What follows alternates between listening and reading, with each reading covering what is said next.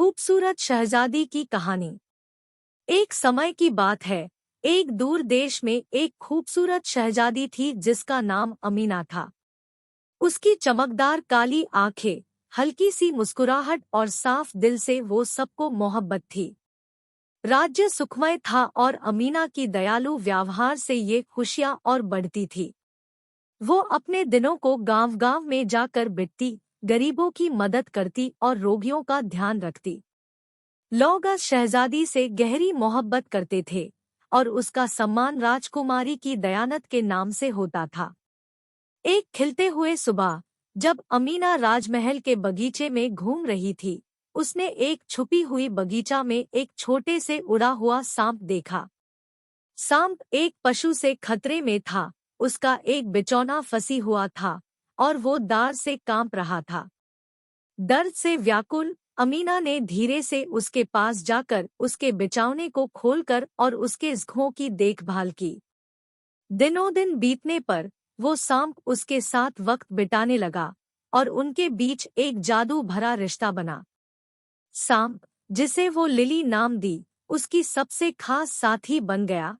वो उसे जहां भी जाती थी, साथ आता था।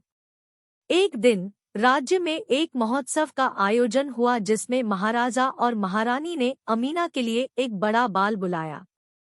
राजा महारानी उसके लिए एक समृद्ध वर को ढूंढ रहे थे। पड़ोसी राज्यों के अनेक राजकुमार भी आए। उनका मकसद उनकी हाथ की राजमानी और राज्य की तख्त की तलाश थी। लेकिन उस महोत्सव के भीतर अमीना को चिंता सी मिली।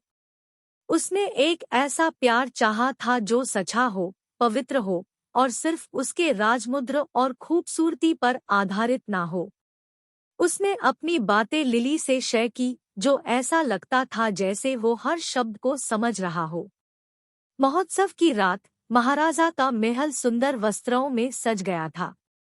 संगीत और हंसने की आवाज महफिल में थी, लेकिन अमीना का दिल भरी हुई था।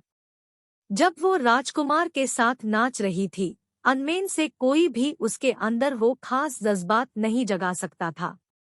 जब वो थक गई और निराश हो गई, तब महफिल के दूसरी तरफ से एक नरम आवाज सुनाई दी।